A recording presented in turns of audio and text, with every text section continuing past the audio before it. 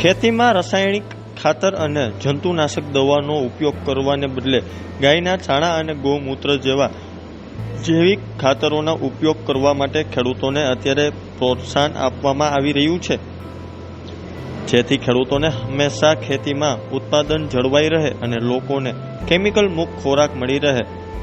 ત્યારે જો અમારો ખાસ અહેવાલ।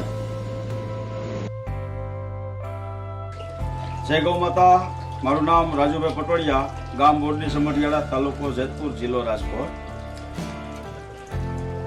મારા ફાર્મની અંદર અત્યારે લગભગ 3 એકરમાં આ જગ્યાની અંદર આપણે પ્રાકૃતિક ખેતી અને પંચગવ્યનો આખો અહીંયા વિષય ઊભો કરેલ છે। બીજો કે પ્રાકૃતિક ખેતીને વ્યાપ વધારવા માટે અમે સતત મહેનત કરતા હોઈએ છીએ। 2011થી આ મહેનત કરતો હતો અને ત્યાર પછી આપણે 2024-25માં રાજકોટ જિલ્લાનું એક આત્મનિર્ભર ગ્રુપ આખું અમે ઊભું કર્યું, જેમાં વધુમાં વધુ ખેડૂતો જોડાણા અને જે ખેડૂતો જોડાવા માગે છે, પ્રાકૃતિક ખેતી કરવા માગે છે અને એમની પાસે ટાઈમ નથી હોતો, એના માટે પણ અમે એક વ્યવસ્થા ઊભી કરી છે કે જે અમારી ટીમના નાના ખેડૂતો છે એને પણ અમે તેમની જમીન અપાવી અને પ્રાકૃતિક કૃષિનો વ્યાપ વધે તેના માટે પણ અમે એક પ્રયત્ન કરી રહ્યા છીએ।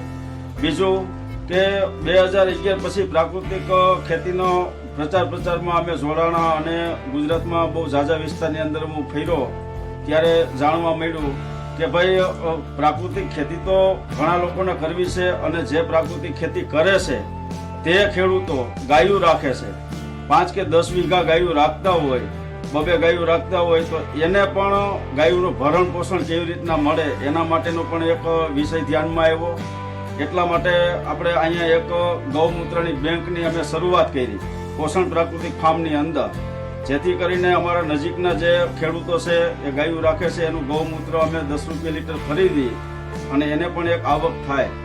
તો આ એક પંચગવ્યના ભાગરૂપે પંચગવ્યમાં જુદી જુદી પ્રોડક્ટો અમે તૈયાર કરવાનું શરૂઆત કરી છે અને ઘણા ખેડૂતો પાસે પણ અમે તૈયાર કરાવડાવી છે। આ બોઇલરની અંદર ગૌમૂત્ર અને વનસ્પતિના પાનની ચટણી કરીને આમાં ભરવામાં આવે છે।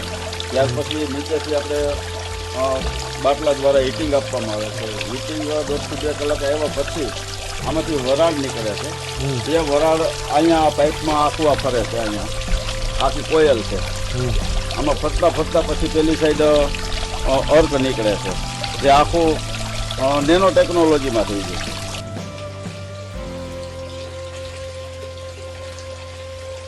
આવી જ રીતના અમે આ જુદા જુદા પ્રકારના જે અમે અર્ક તૈયાર કર્યા છે, પોષણ અસ્ત્ર હોય, કુચલા અર્ક હોય કે પછી નીમ અર્ક હોય કે પુષ્પ રસાયણ હોય, આવી રીતના જુદા જુદા પ્રકારના 5 પ્રકારના અર્ક તૈયાર કર્યા છે, જે 50 થી 70 ml 15 લીટરના પંપમાં નાખીને અને સ્પ્રે કરે એટલે એમનું પણ સારું એવું પરિણામ મળ્યું છે।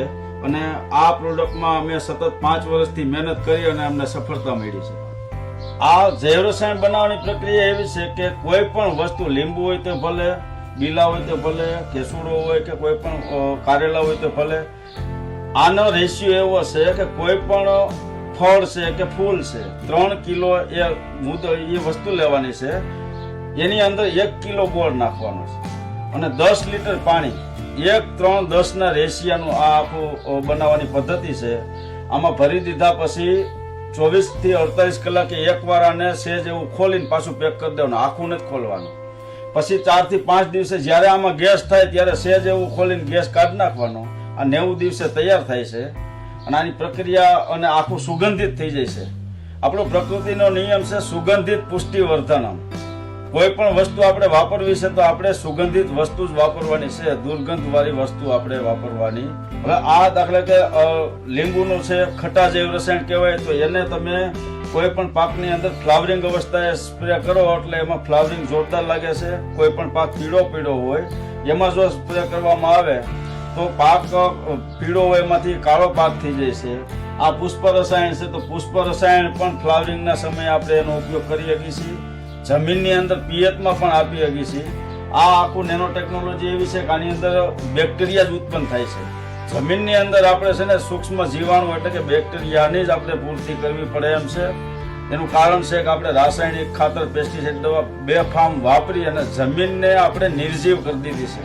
જમીન છે જીવિત છે, અને ફરી આપણે નિર્જીવ થઈ ગયા પછી પાછી ફરી આપણે જીવિત જો આપણે જમીનને કરવી હોય તો આવા આપણે બધા દેશી પદ્ધતિના આપણે જીવાણુ અને એ બધું આપણે વાપરી અને આપણી જમીનને ફરી એકવાર આપણે જીવિત કરી અને આપણા ભારત દેશને ટોપ લેવલ ઉપર લઈ જવાનો પ્રયત્ન કરી અને ભારતના તમામ લોકોનું સ્વાસ્થ્ય અને આરોગ્ય સારું એવું બને અને આ ભારતનું ભવિષ્ય એટલે કે નાના બાળકો એના માટે ખાસ તમામ લોકોને મારી વિનંતી છે કે તમારા બાળકોને તમારા ઘર પરિવારને સારું એવું પ્રાકૃતિક ખાવાનું મળી રહે એના માટે ખેડૂતો તૈયાર છે અને તમે પણ એવી તૈયારી કરો જેથી કરીને આપણું ભારતનું ભવિષ્ય નાના બાળકો મજબૂતાઈથી આપણા દેશની અંદર ઉતરી શકે.